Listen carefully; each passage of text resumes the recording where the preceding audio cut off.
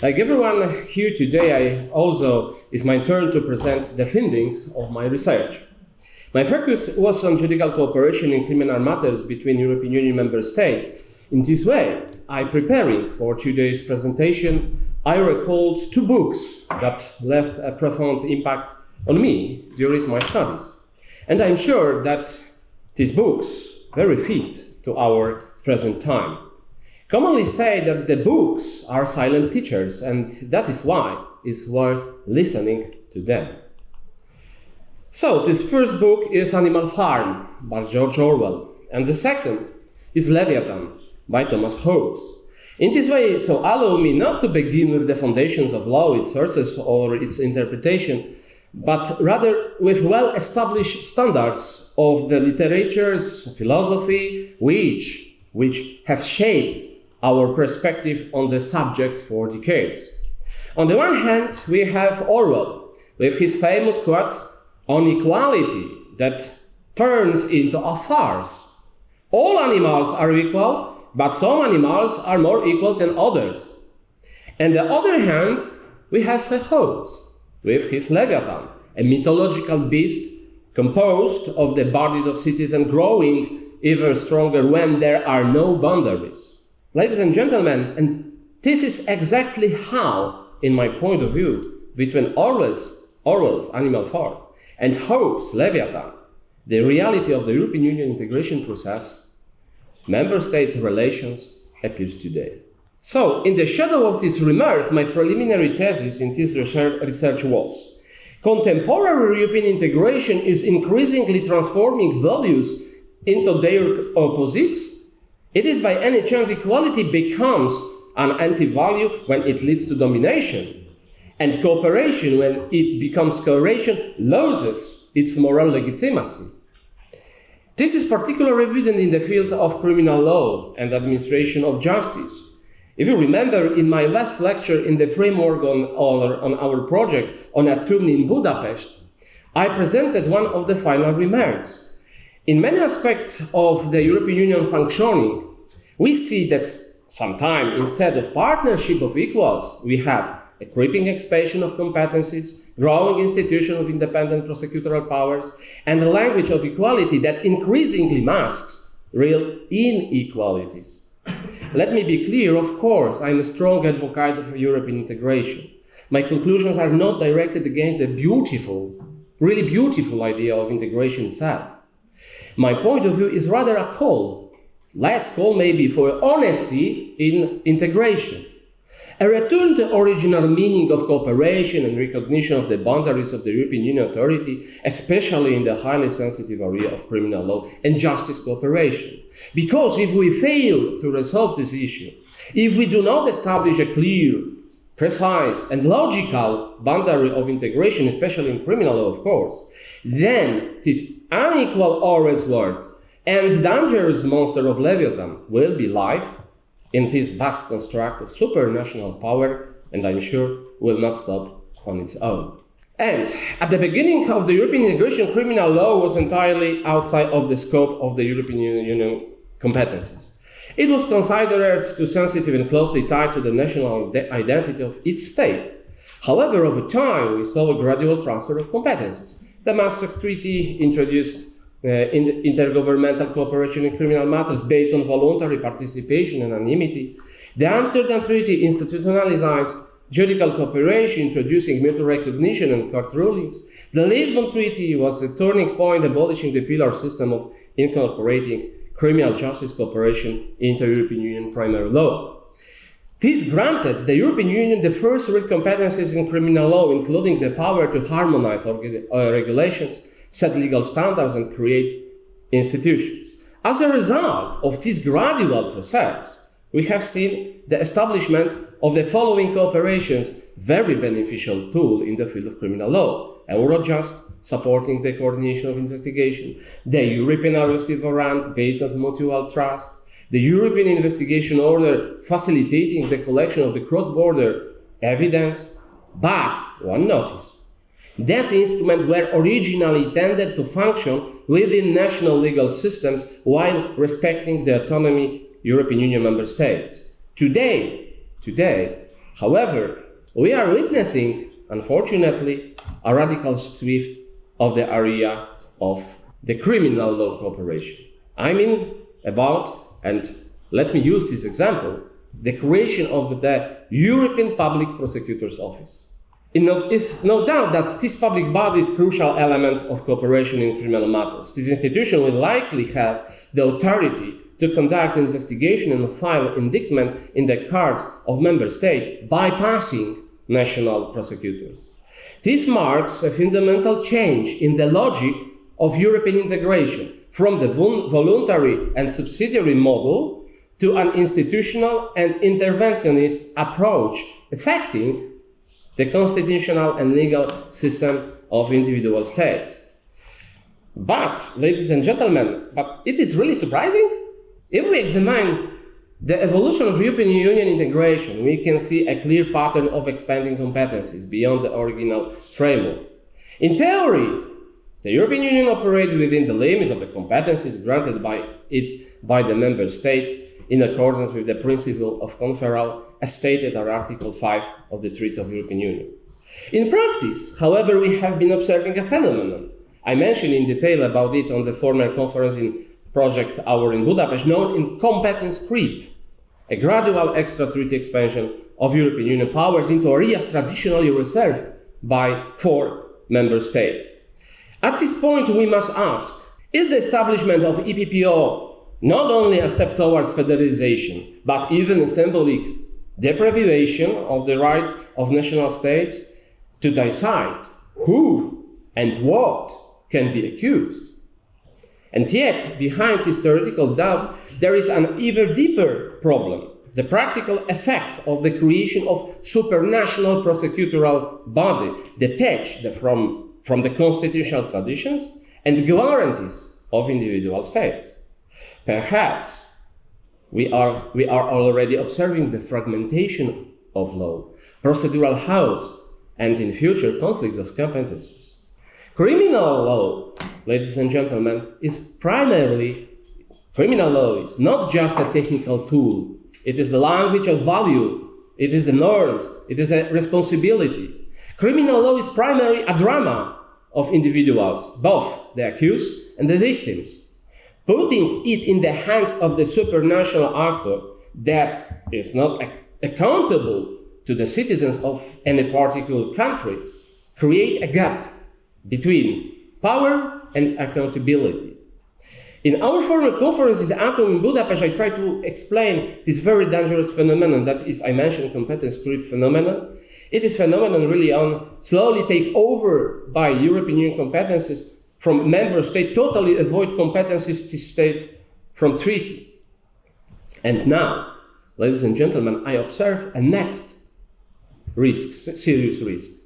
Beside of this competence creep, another negative phenomenon which appears on the occasion of the issue of the European Public Prosecutor's Office. I mean about so-called forum shopping phenomenon by the EPPO really on the selecting countries to conduct cases where proceedings are less rigorous and the standards of protection of the defendant's right are weaker in there, or where some political circumstances will be beneficial to accuse.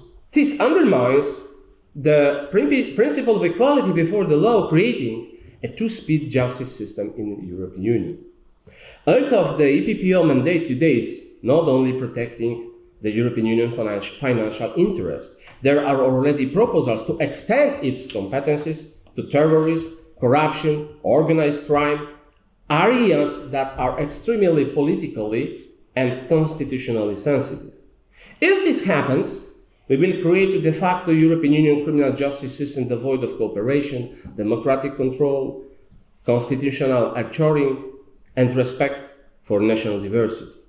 So let's call spade a spade in this assumption that PPO is not a collaboration of the equal partners, but a supranational prosecutor's office without borders, without control, without a real democratic mandate. What is the kind of concerns about EPPO in the field of criminal matters cooperation in the European Union? First, lack of democratic control. The EPPO operates independently and is not subject to direct oversight by national parliaments or governments, which means that member states are losing control over criminal prosecutions. Second, expansion of powers. Initially, the EPPO established to investigate offences affecting the European Union budget, but there are already proposals to expand its jurisdiction to include organized crime, corruption, and even political offences. Third, the creation of an European Union criminal justice system. This represents a classic case of compasses creep. First financial crimes, then economic crimes, and eventually the entire justice system.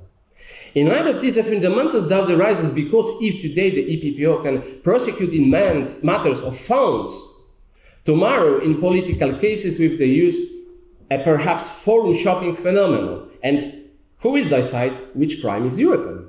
Will the member states not lose the last instrument of control over the judiciary? Will there not be a situation in which citizens will be tried to be foreign prosecutors in foreign legal system without being rooted in their constitutions? However, all this has a certain train of thought. It is planned. All these actions are not accidental in my point of view. At this point, it is worth recalling a largely overlooked and forgotten document, the Ventotene Manifesto. Alterio Spinelli and Ernesto Rossi openly argued for the elimination of nation and state and their replacement with a European federation. Spinelli wrote about the need to destroy old state structures and build a new Europe where national sovereignty would become a relic of the past. Are we not witnessing the realization of this vision before our eyes?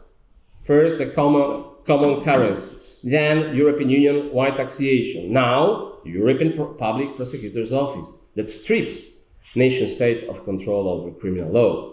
In this sense, EPPO is not an isolated institution. It represents yet another step towards the creation of a European superstate.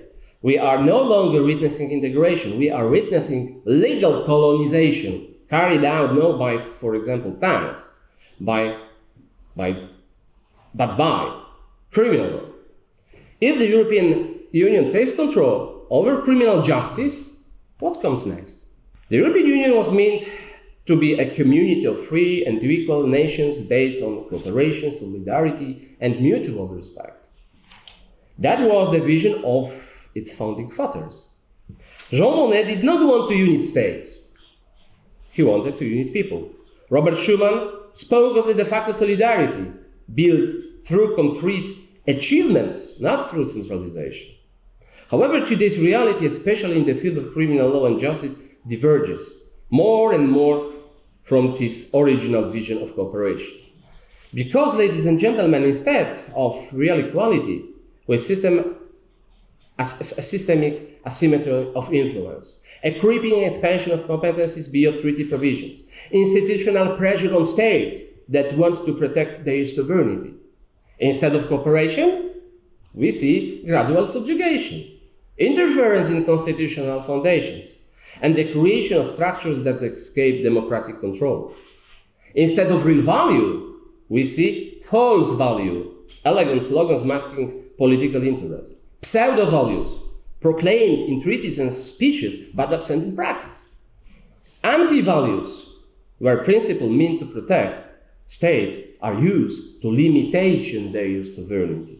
So in this way, we came to a very crucial remark. Criminal law is one of the last remaining safeguards of sovereignty. It is a mechanism that protects citizens from the arbitrariness of power. But, as we see, it is very easy to criticize. But it is more difficult to show what to change. So change us and try to convince people, national, to them. Are there any better solutions then? So I propose kind of counter proposals. Instead of creating central supranational structures that violate national sovereignty, it is worth considering an alternative path of fair, equitable, and effective cooperation. First, technical platform, not the prosecutor's office. Instead of EPPO as a prosecution body, the European Union could create An integrated platform for the exchange of information and evidence. I'm a practice, I'm an advocate, I know about it.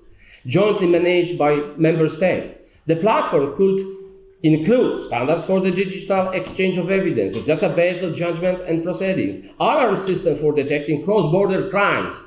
But key decisions, such as the filing of an indictment, would remain with national authorities. Second, strengthening Eurojust, but without giving it prosecution powers. Eurojust could be expanded as a coordinator of activities rather than a decision maker. It could support dialogue between states but not replace them. Third, the principle of voluntariness and mutual trust as a foundation. Integration in the sphere of criminal law should take place from the bottom up through joint projects and not imposing solutions. It is necessary to return to the spirit of community where each state voluntarily enters into deeper cooperation and is not dragged into the mechanism of secondary law. Fourth, license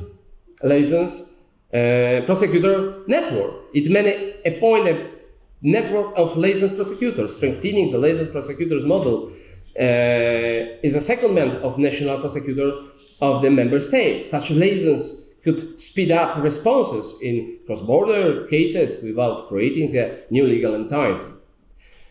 Joint investigation team. It can develop more the idea of joint investigative team, promotion and support for more frequent creation of this team with a simplified procedure for the appointment. European Union funding instead of institutional, we support specific operational actions. Next, strengthening standards for the protection of defendants' rights. Instead of standardizing accusation, it is worth unifying what is really important. Defense standards, procedural rights, access to translation, defense counsel, independent court. They guarantee the equality of the citizen before the law, not the central prosecutor's office. Evaluation and control mechanism. Instead of creating new institution, democratic control and transparency of existing structures can be strengthened. I proposed, I don't know, maybe some kind of forum of rule of law and sovereignty with the participation of experts, judges, advocates, and representatives of national parliaments to monitor the compliance of European Union initiatives with national constitutions in the field of this extremely sensitive cooperation in criminal matters. Ladies and gentlemen, and one more note. Through the process of judicial integration, and especially with the introduction of the EPPO, one of the most important figures, the victim of crime, has been forgotten. Will the victim know who is conducting his case? The national prosecutor, European prosecutor in future? Will he have access to the same right when the proceedings are conducted by the European Union body? Will the system of the cross-border prosecution not delight its need arise between jurisdiction? In the name of what values does the European Union centralize criminal law if justice for the victim is becoming less and less transparent and predictable? The victim is not looking for integration. He is looking for justice. When criminal proceedings become an element of European Union policy and not a response to harm, it means that the system has not to serve the people. And these are all my humble proposals that promote cooperation and efficiency, do not infringe on the sovereignty of the member states, and are potentially more politically and socially acceptable. We need a model of cooperation in the area of criminal law, which I call horizontal cooperation, instead of vertical integration, where states remain equal partners and not subject of a superior prosecutional institution.